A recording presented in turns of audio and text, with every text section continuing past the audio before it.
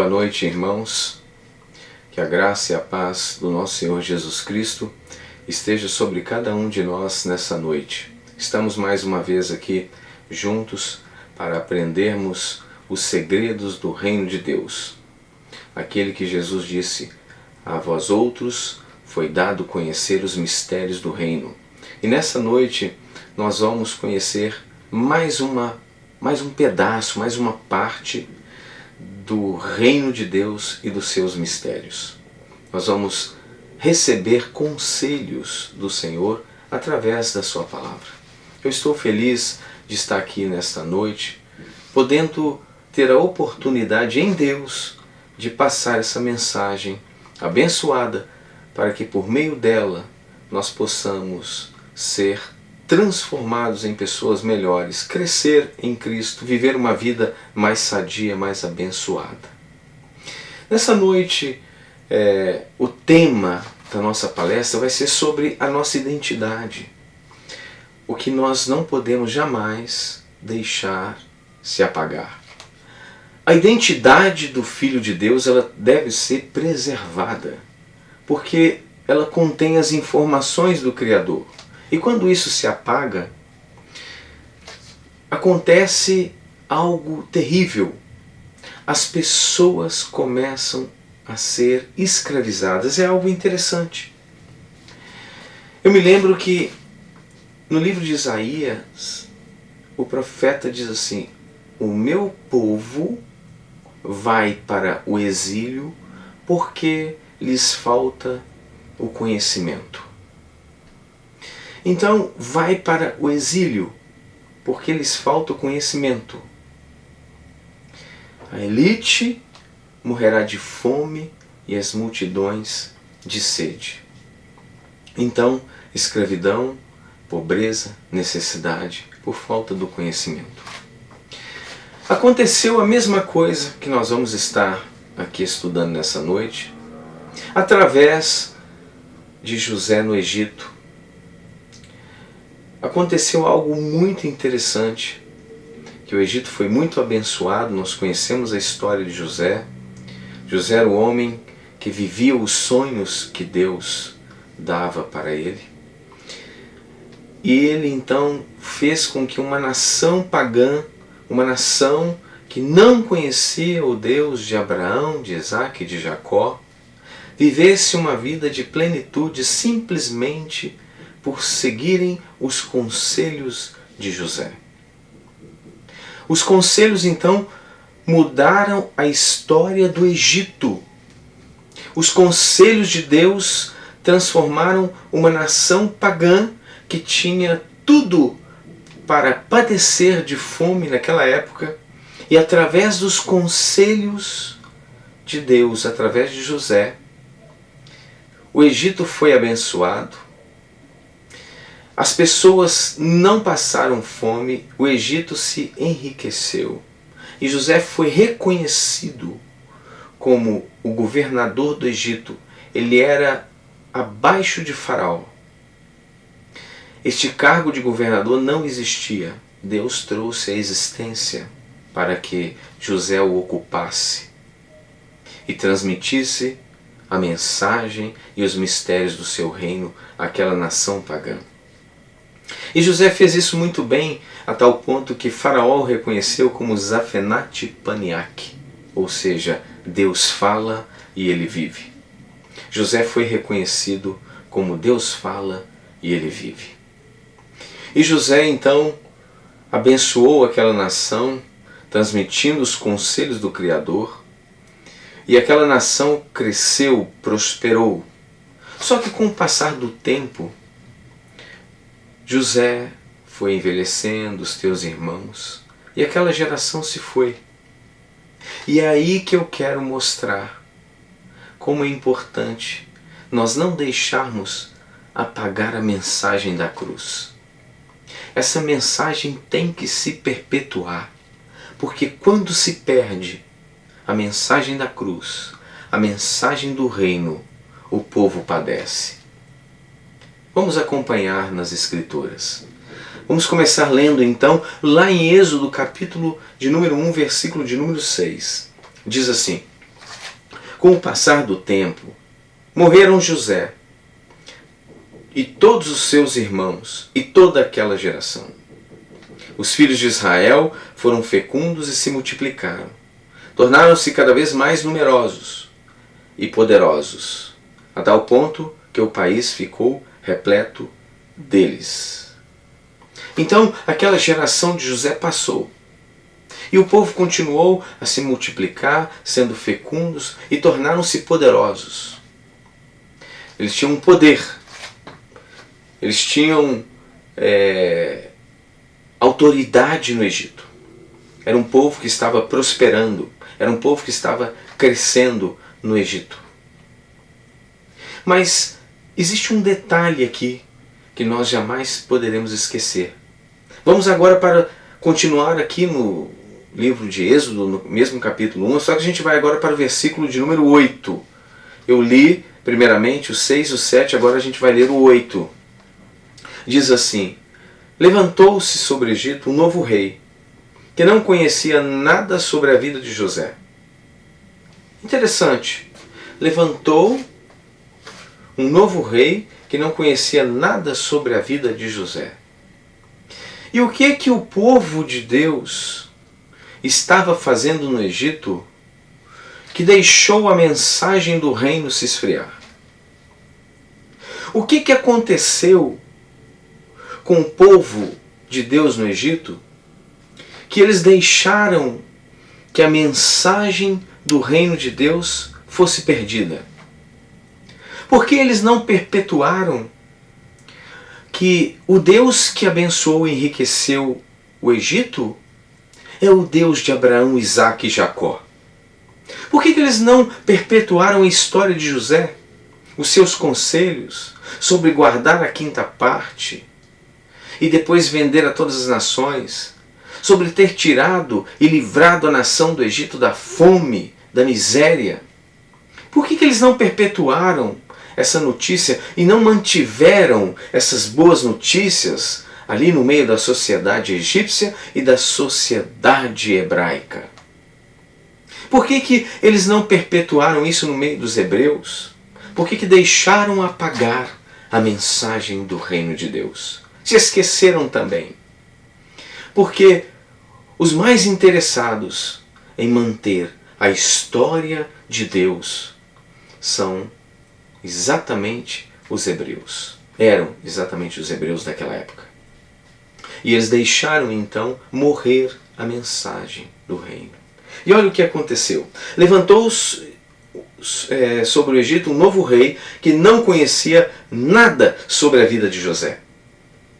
Então proclamou ele ao seu povo: eis que o povo dos filhos de Israel tornou-se mais numeroso e mais poderoso do que nós. Vinde, tomemos sábias medidas, a fim de impedir que ele cresça ainda mais, pois do contrário, em caso de guerra, aumentará o número dos nossos adversários e combaterá contra nós, para depois deixar o nosso país assolado. Então Faraó começou a se preocupar, porque aquele povo estava, conforme está escrito aqui no versículo de número 7, do mesmo capítulo, os filhos de Israel foram fecundos e se multiplicaram, tornaram-se cada vez mais poderosos, a tal ponto que o país ficou repleto deles. Então eles não só encheram o país, eles também se tornaram poderosos. Eles tinham então prosperado, eles tinham crescido em poder também. Mas eles não preservaram a mensagem do reino. Só poder, só ter dinheiro e só se multiplicar não é suficiente. Existem nações que têm superpopulação e eles continuam vivendo na escravidão porque não têm a mensagem do reino. E a mensagem do reino aqui ela foi apagada. Então o povo de Israel ficou preocupado com o poder e cresceram numerosamente. E isso então chamou a atenção daquele novo rei que não conhecia nada sobre José. Como que ele não conhecia nada sobre José? Como que uma mensagem tão poderosa, como que aqueles grandes feitos na terra do Egito, perdeu-se com o tempo? Porque tiveram a incapacidade de deixar morrer a mensagem de Deus. Ela apagou. Então, Faraó ficou preocupado. Faraó ficou temendo que aquele povo crescesse e deixasse a terra do Egito assolada caso houvesse alguma guerra. Isso é preocupante, porque a escravidão veio. E então Faraó tomou medidas severas e escravizou o povo de Israel. Mesmo sendo numerosos, se tornaram escravos. Eu acredito que o Egito ficou parecendo a Alemanha na Segunda Guerra Mundial. Ficou parecendo campo de concentração, trabalho forçado, escravidão, tortura, cobrança. Então o povo de Israel começou a padecer porque se esqueceram do Deus de José, se esqueceram de cultivar a mensagem do reino de Deus. E então o povo foi sendo escravizado e passaram-se então 400 anos de sofrimento, 400 anos de esquecimento no Egito. Ficaram esquecidos totalmente, porque se esqueceram do seu Deus. Quando a Bíblia nos ensina: achegai-vos a mim e eu me achegarei a vós outros. Eles então não se achegavam mais a Deus. Não fala nada do que eles cultivavam a Deus, de que eles cultivavam a palavra de Deus, as boas novas. Eles não estavam ali perpetuando as notícias do reino. Deixaram ela então de lado e foram esquecidos e se tornaram escravos. Mas Deus é maravilhoso, maravilhoso, e Ele não esquece. Embora o ser humano se esqueça de Deus, Deus não se esquece do ser humano. Quando Jesus morreu na cruz, em primeiro lugar, ninguém mereceu a morte dele. Ele morreu porque ele não se esquece do povo. Porque ele é bom, porque ele é amor. Por isso que ele morreu. Não porque nós merecíamos. Não, é porque ele determinou a salvação para a humanidade e cumpriu até o fim, até a morte de cruz. Então Deus aqui também não se esqueceu. Ele então começa a trabalhar gerando uma saída para o povo de Israel. Vamos ver como que foi essa saída. Em Êxodo, capítulo de número 2, no versículo de número 1, diz assim: certo homem da tribo de Levi foi tomar por esposa uma descendente também de Levi, a qual concebeu e deu à luz a um menino. Vendo que era bonito e saudável, escondeu-o por 3 meses. E como não pudesse mais ocultá-lo, tomou um cesto de papiro, calafetou-o com betume e piche, colocou dentro seu filho e soltou o cesto entre os juncos à beira do rio. Por que ela fez isso? Porque tinha uma ordem que era para matar os filhos do povo de Israel. E esse menino, ele não poderia ficar vivo. Ele deveria ser morto. Esta era a ordem do faraó no Egito.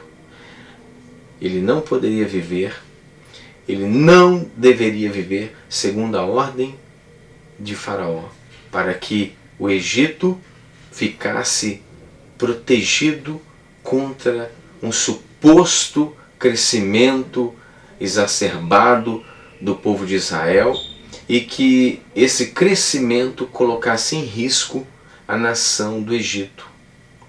Então a ordem era que deveria matar todo aquele que fosse filho do povo de Israel. Então era menino, ele deveria ser morto, ele deveria ser executado. Então era um absurdo. Olha o que virou o Egito. Faraó, um homicida de crianças, um homem totalmente cruel, um homem que não tinha nada de Deus, um homem que assinou, decretou o extermínio daquelas crianças. Então a mãe dele o colocou entre os juncos e vocês conhecem a história. Aquele cesto foi ali pelo rio até chegar lá onde estava a filha de Faraó. E algo interessante é que Deus usa quem Ele quer para manifestar os teus desígnios. Em uma nação cruel, em uma nação onde aquelas pessoas eram adoradoras de outros deuses, que não eram o nosso Deus, e Deus usa uma pessoa de fora para abençoar o povo dele. Eu acho isso muito interessante. Usou o faraó da época de José para o estabelecer como governador no Egito. Usou também a filha de Faraó para receber aquela criança, o futuro libertador de Israel. Olha que coisa maravilhosa. Então, diz assim as Escrituras, em Êxodo 2, capítulo de número 5.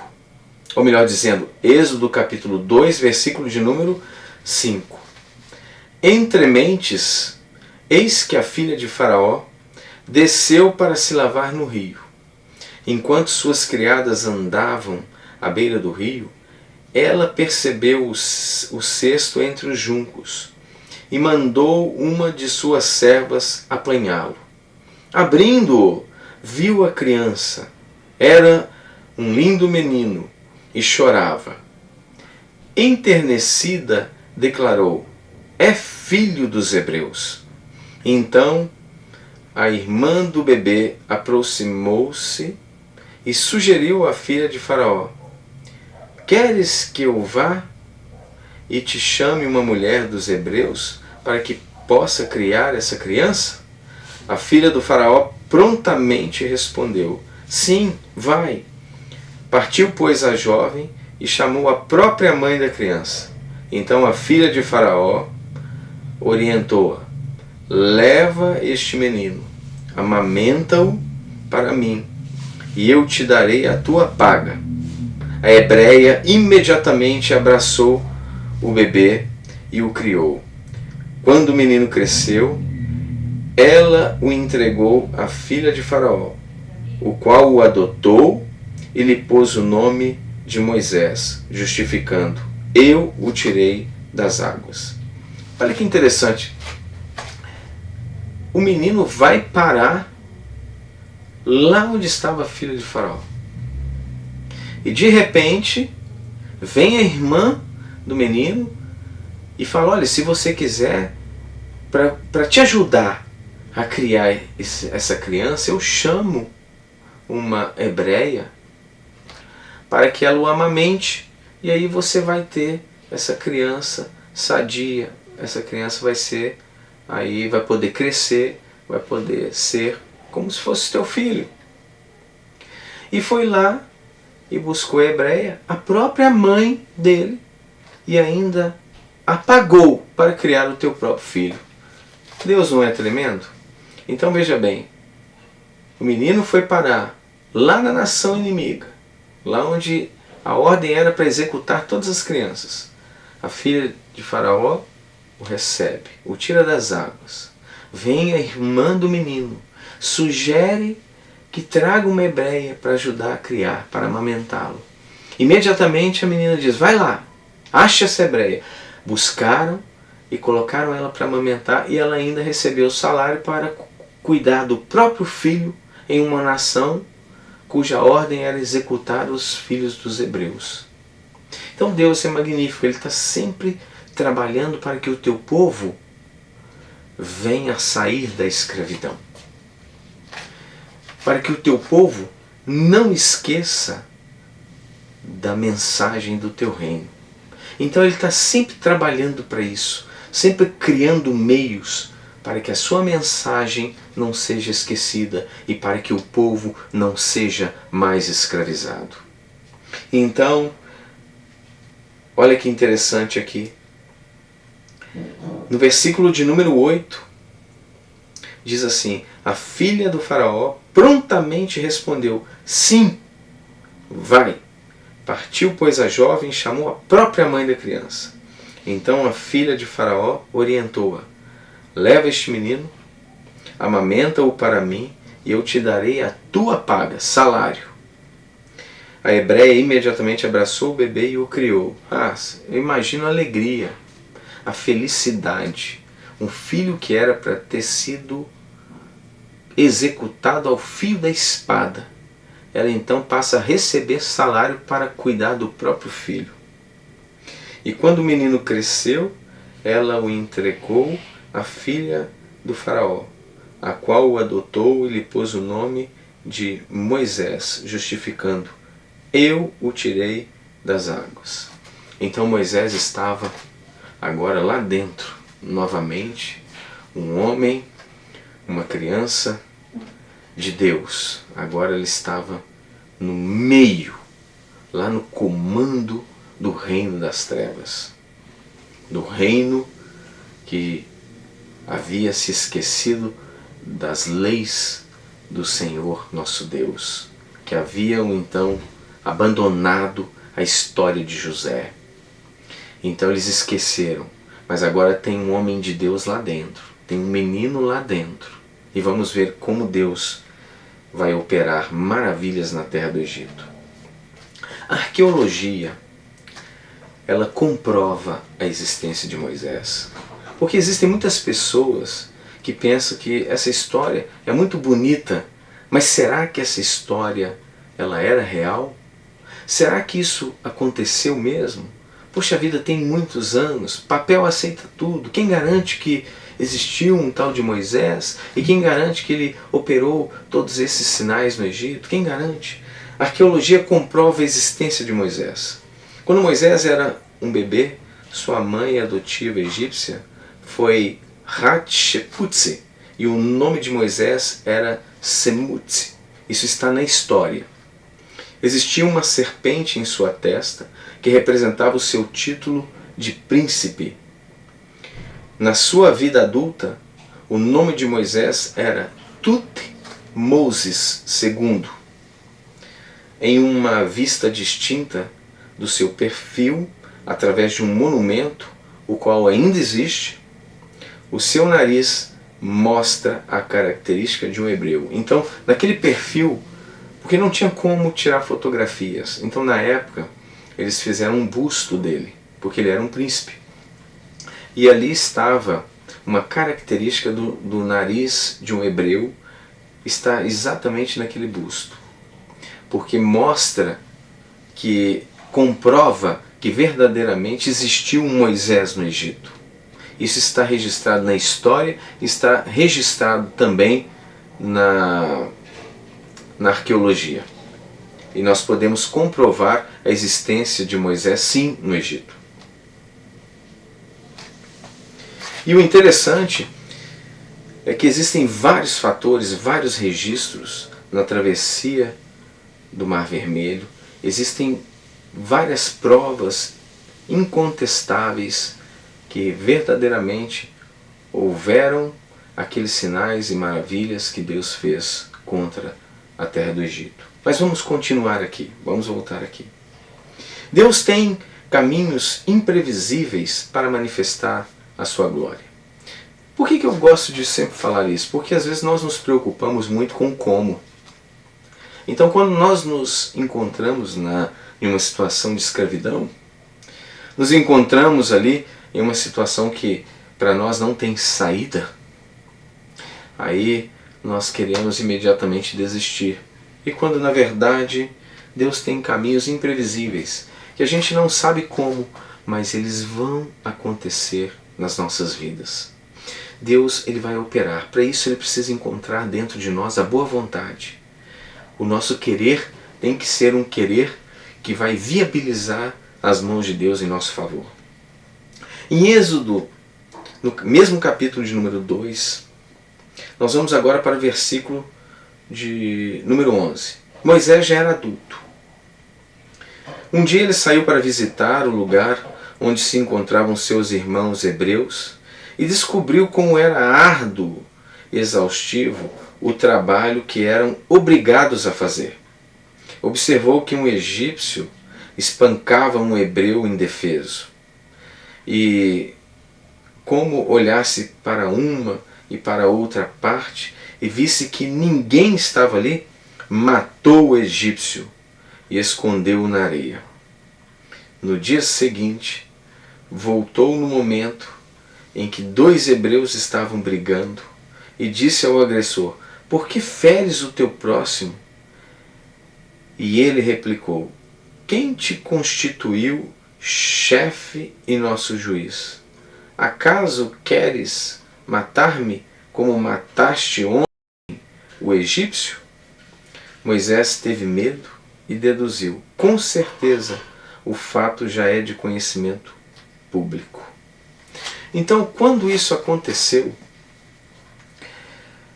eu acredito que acabou tudo. A esperança dos hebreus se foram. A esperança de Moisés de um dia poder livrar o povo daquela escravidão também se foi. Porque se o assunto já era público e ele, como hebreu, tivesse assassinado um soldado egípcio, com certeza ele seria condenado. Com certeza ele seria punido. E o que ele faz? Foge para o deserto. E então, quando os hebreus que talvez tinham esperança que Moisés poderia ser o príncipe, que ele chegasse a ser faraó do Egito e libertasse o seu povo, se tinha alguém com essa esperança, acabou tudo. Imagina então aquela menina que colocou o cesto, que foi, aliás, que ela foi lá acompanhar o irmãozinho para que a filha de Faraó tivesse cuidado, foi lá chamar a própria mãe dele. Então, aquilo tudo se foi, a esperança se acabou. Porque o libertador agora era um fugitivo no deserto, e foi-se embora. E Moisés então, ele saiu dali fugido, desapareceu.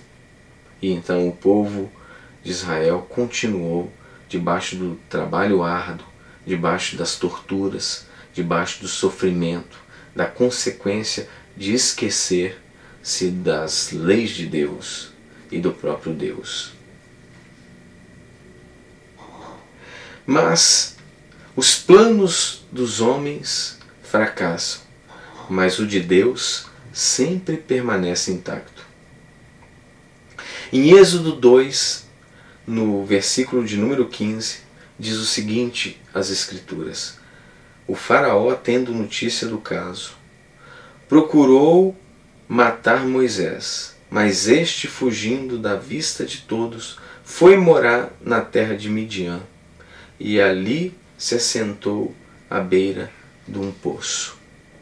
Então aqui nós podemos ver que os planos dos homens fracassam.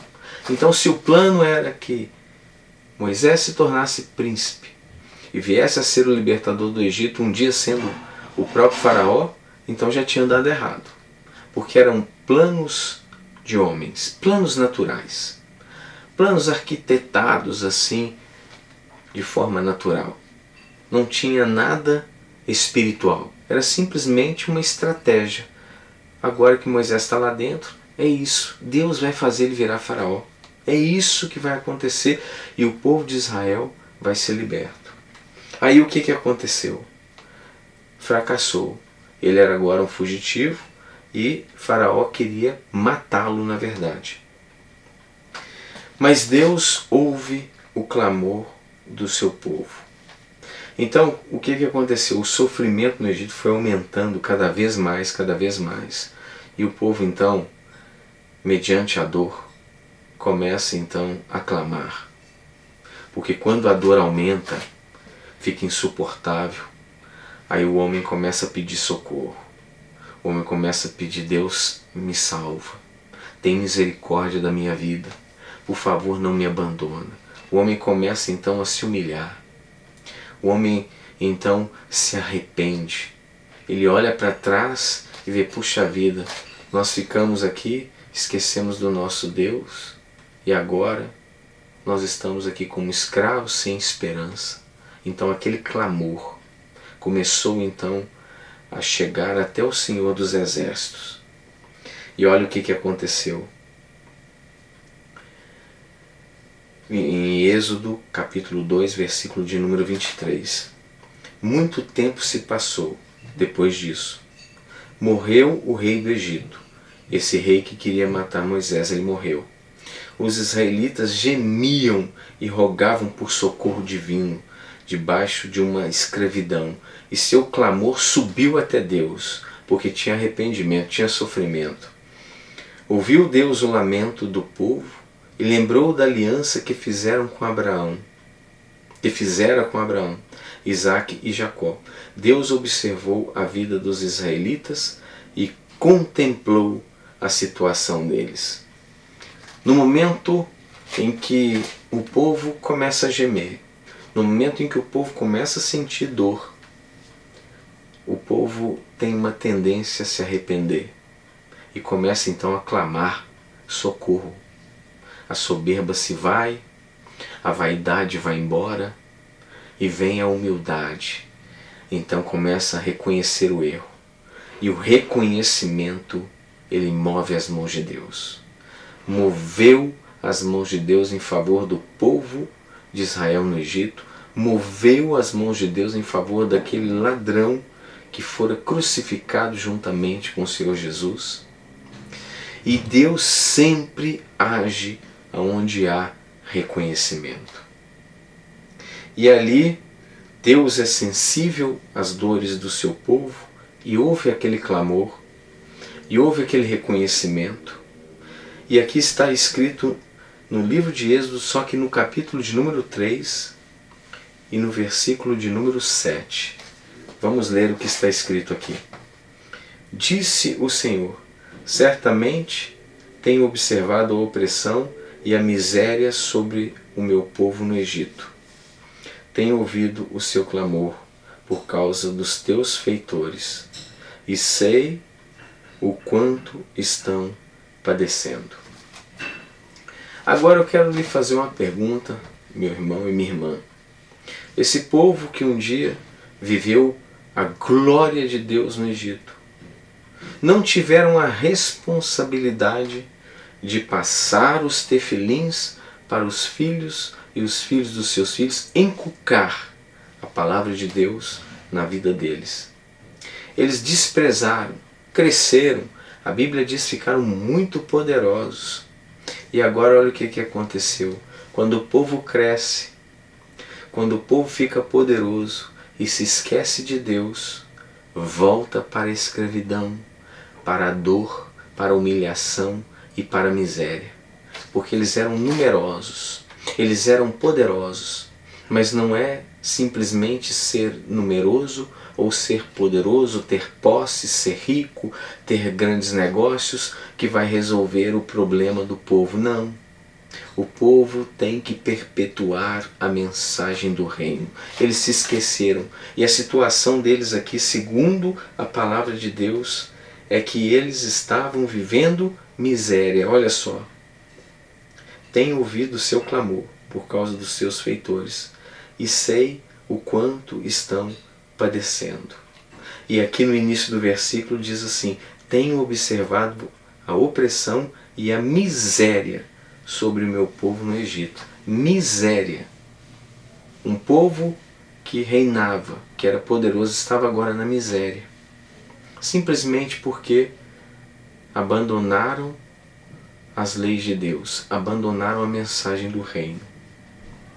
Aí no versículo de número 8, diz o Senhor: por esse motivo desci, a fim de livrá-los das mãos dos egípcios, tirá-los daqui para uma terra boa e vasta, onde mana leite e mel, a terra dos cananeus, dos hititas, dos amorreus, dos ferezeus, dos heveus e dos jebuseus.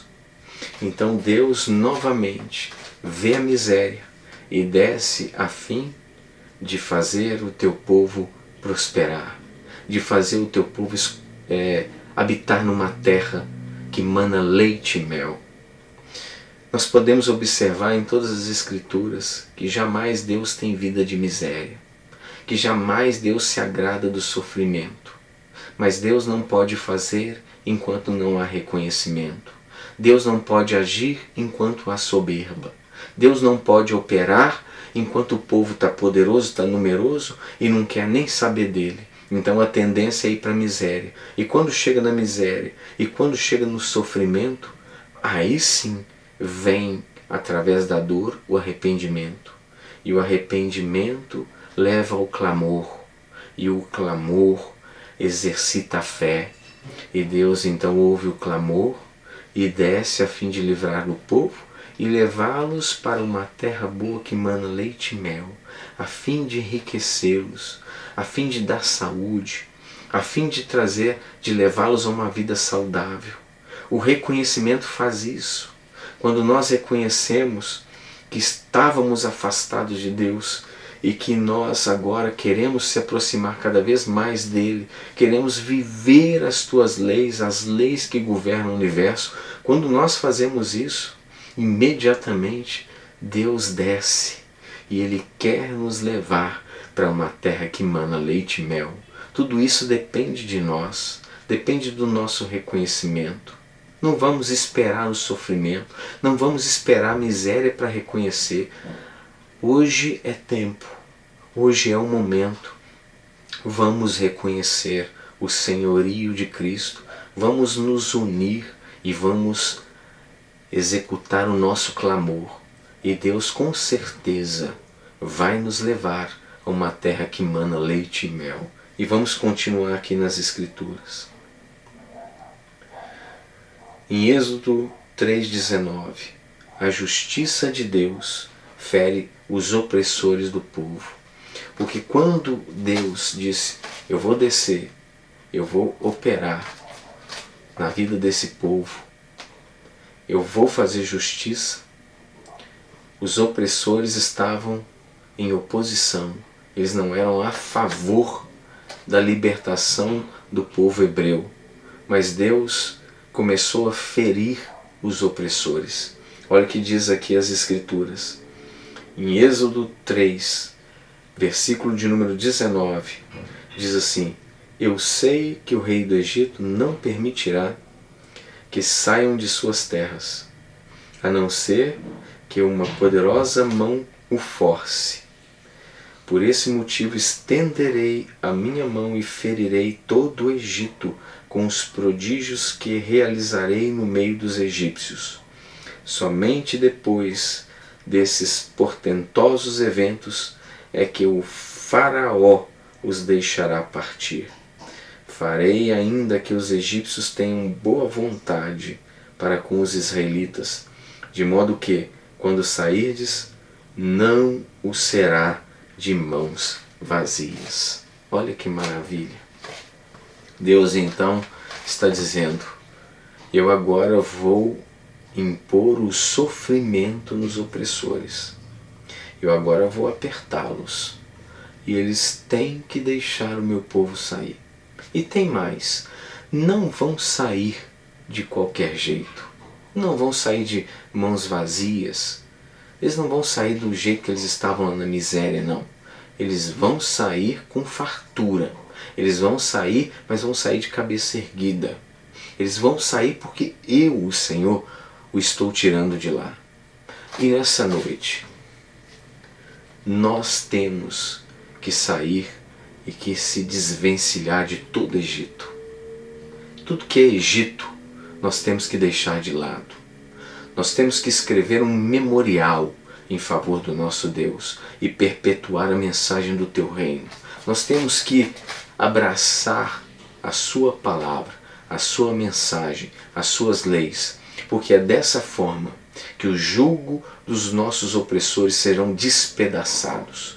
É através do nosso reconhecimento, é através da nossa atitude. A partir do momento em que nós reconhecemos e que nós clamamos a Deus e queremos viver as tuas leis, Ele descerá com mãos fortes e ferirá todo o Egito, todos os nossos opressores, e nós sairemos de cabeça erguida, não de mãos vazias, e nós ocuparemos a terra que mana leite e mel. Isso para nós nos dias de hoje é sermos libertos das opressões, é sermos libertos do sistema, das notícias, é sermos libertos da crise, da pobreza, da miséria, da escravidão por falta de mantimento. Então, isso que Deus quer fazer. Ele quer nos livrar dessa mente cativa, dessa mente que não produz realidades, dessa mente que se esquece da lei de Deus. Ele quer nos dar uma vida de prosperidade em todos os sentidos. Saúde, paz. Ele não tem vida de miséria, nem de humilhação, nem de sofrimento. Ele tem uma vida abundante em todos os sentidos. E nessa noite Ele quer nos tirar de toda e qualquer situação e opressão do Egito. Basta então clamarmos. Basta então reconhecermos. Nós temos que nos entregar às tuas leis. Nós temos que dar crédito à palavra de Deus. Porque a palavra de Deus transforma. É isso que nós estamos precisando. Então veja bem aqui na palavra de Deus. Diz assim, no versículo de número 21. Farei ainda que os egípcios tenham boa vontade para com os israelitas, de modo que, quando sairdes, não será de mãos vazias. Todas as filhas de Israel pedirão às suas vizinhas e às mulheres que estiverem hospedando em casa os objetos de prata e de ouro, joias e toda espécie de vestimentas, que poreis sobre os vossos filhos e vossas filhas, e despojareis os egípcios. Ou seja, aquilo, meu irmão e minha irmã, que está nas mãos dos egípcios, Deus quer tirar deles e trazer para nós, e entregar nas nossas mãos. A herança de Deus nos pertence. A herança de Deus é nossa. Nós não podemos permanecer no Egito. Nós não podemos permanecer na escravidão, porque o reino de Deus não é um reino de escravidão. Não é um reino de miséria e nem de humilhação, mas é um reino de vitória, é um reino de amor, é um reino de prosperidade. E Deus ele começa então a operar sinais e maravilhas no Egito. Isso tudo é comprovado. A arqueologia também nos mostra a bondade de Deus em favor do seu povo. Baseado nas pesquisas que conduziu Ron Yat, ele acreditava que Faraó de Êxodo foi Amenhotep III. O senhor Ron Yat deduziu que o filho mais velho de Amenhotep III tenha sido Tutancâmon, e que ele foi morto pelo anjo destruidor da 10ª praga. Para quem não conhece Tutancâmon, é aquele que tem um busto de ouro, muito famoso, um menino que morreu novo. Então esse arqueólogo ele acredita que Tutancâmon tenha sido filho de Amenhotep III e que ele foi ferido pela praga dos primogênitos por causa do seu pai ter resistido então e tentado travar o povo de Deus na escravidão e na miséria. Então o filho dele tenha sido morto por causa disso. Então eles acreditam que tenha sido Tutancâmon. Tutancâmon teria sido um príncipe coroado e co-governante junto de seu pai naquela época, no final da 18ª dinastia, em 1346 antes de Cristo. Então, ele já tinha sido coroado, mas era o primogênito. E quando Deus deu a ordem, olha, vocês vão passar nos umbrais das portas o sangue do Cordeiro, para que a morte, o anjo da morte, não visite o primogênito do povo de Israel. E então, como o Egito não tinha o sangue do Cordeiro, como o Egito era uma nação pagã, então a morte visitou todos os primogênitos. E acredita-se que Tutancâmon tenha sido um daqueles que foram mortos pelas pragas do Egito. O destino dos inimigos do povo de Deus. Isso é algo que nós devemos sempre carregar nos nossos corações. Todo mundo gosta, às vezes, de exaltar o inimigo. Puxa vida, estou com um grande dilema, um grande problema, não tem jeito, eu não sei o que eu vou fazer. O inimigo está fazendo isso, está fazendo aquilo e está desesperado. Mas eu quero lembrar-lhe esta noite qual é o destino dos inimigos do povo de Deus. Isso tem que estar na nossa fé, isso tem que estar registrado dentro dos nossos corações. Se nós esquecermos isso, a gente vai estar sempre perdendo batalhas para os nossos inimigos. Vamos ver o que as Escrituras vão nos ensinar nessa noite. Em Êxodo 14, nós vamos ler então aqui o versículo de número 21. Então Moisés estendeu a mão sobre o mar, e o Senhor, por meio de um vento forte, oriental, soprou toda aquela noite e fez o mar se afastar. Este tornou-se em terra seca, e as águas foram divididas. Os filhos de Israel entraram pelo meio do mar em seco, e as águas formaram como um muro de água à direita e à esquerda. Então olha que interessante, naquele momento então que Moisés estendeu e obedeceu a ordem de Deus, e até o Senhor diz a ele, por que clamas a mim? Eu ordeno que marchem. Então estende as tuas mãos e fere o mar, abre o mar, divide-o, né? E ali aconteceu. E ficou uma parede de água na esquerda e uma parede de água à direita. E aquele chão onde eles passavam ali estava seco. Isso é uma manifestação tremenda de Deus. Isso está registrado na história, na arqueologia. Nós temos provas maravilhosas que tudo isso foi registrado. Nós temos as rodas dos carros de Faraó, nós temos ossadas que foram afundadas pelo peso das águas quando retornaram. Tudo isso está naquela trajetória ali do Egito. Então, se nós sabemos que isso tudo é verdade, por que nós estamos sendo escravizados? Por que nós estamos deixando o Egito contaminar os nossos lares, as nossas vidas? E por causa disso, nós estamos sendo escravizados, às vezes, em situações que nós não queremos. Mas vamos continuar aprendendo a palavra de Deus, porque somente assim nós vamos ser libertos. Os egípcios, versículo número 22, os filhos de Israel entraram pelo meio do mar em seco, e as águas formaram como um muro de água à direita e à esquerda. Versículo número 23, os egípcios que os perseguiram entraram atrás deles até o meio do mar, cujas águas formaram muralhas dos dois lados do caminho seco, com todos os cavalos do faraó, seus carros de guerra e seus cavaleiros. Versículo de número 24. Pouco antes da alvorada, do alto da coluna de fogo de nuvem, o Senhor olhou para o exército dos egípcios e lançou confusão e temor entre todos os homens do faraó. O Senhor emperrou as rodas de todos os carros de guerra dos egípcios e fê-los andar com muita dificuldade em meio à coluna de água que se mantinha erguida. Então os egípcios começaram a gritar: fujamos da presença de Israel, porque o Senhor combate a favor deles contra o Egito.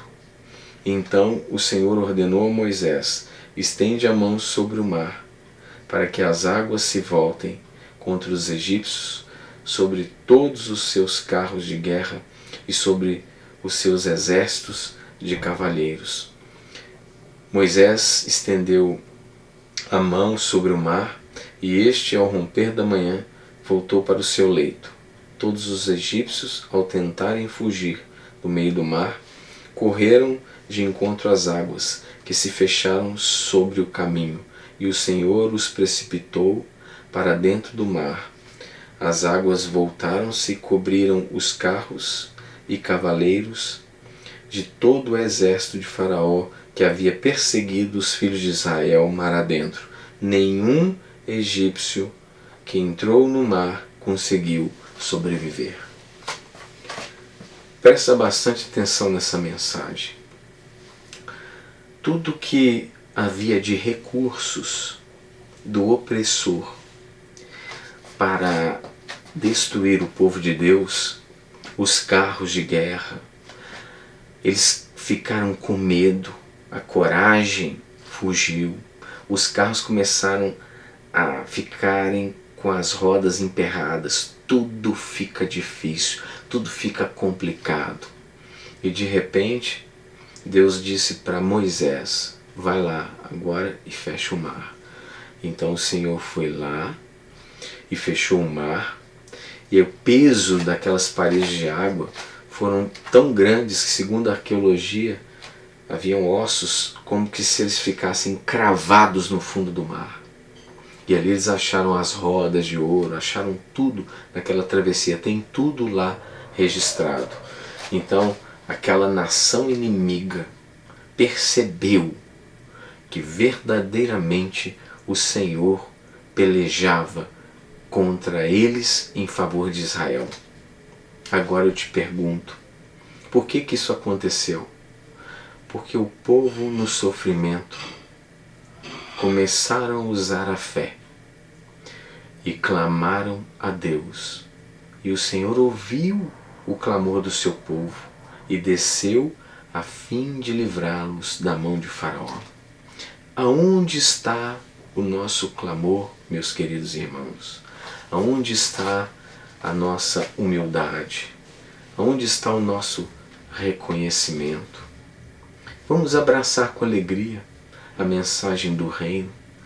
Vamos procurar viver tudo que tem sido ensinado nas palestras, tudo que os pastores têm ensinado, tudo em cima da palavra. Vamos procurar fazer, vamos procurar abraçar essa oportunidade, porque esse mesmo Deus que fez isso com o Egito, ele despedaça o jugo do inimigo, ele despedaça o espírito da escravidão, ele despedaça a miséria, ele despedaça o Egito que está hoje representado nas nossas vidas em tempos modernos como muitas situações, muitas crises, muitas situações complicadas. Ele despedaça esse Egito. Tudo isso para que nós possamos viver as suas leis. Tudo isso para que nós possamos amá-lo. Tudo isso para que nós possamos ter um relacionamento de pai e filho. Foi para isso que Jesus morreu, para ter uma grande família, para nos ter próximos a Ele, para que nós possamos viver uma família de amor, uma família de respeito, não uma família que esquece da história do rei, mas uma família que celebra o Deus que nós servimos. E o interessante é o seguinte: a arqueologia devidamente interpretada também nos mostra a veracidade da palavra de Deus.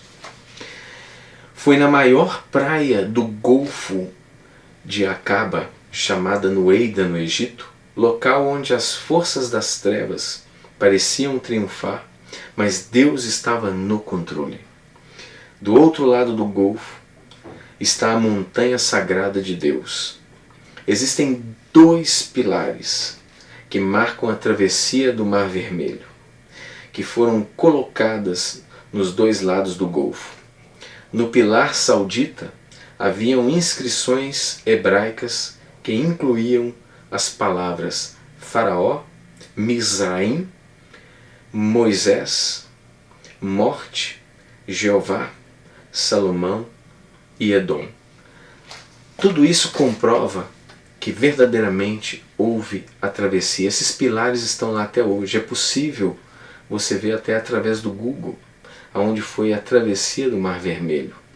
Isso tudo está registrado na história, na arqueologia. Eu já até passei alguns pedaços de alguns vídeos mostrando sobre o registro de Moisés no Egito, que Faraó fala sobre as pragas. Então tudo isso está registrado na história. Por que eu estou passando essa história aqui para a igreja? Porque é uma história verídica e nós temos como provar. E se nós temos o registro e essa história é verdadeira, então nós temos um Deus muito maravilhoso que está cuidando de nós. Por que então não levantamos o nosso clamor? Por que então que nós não vamos nos juntar?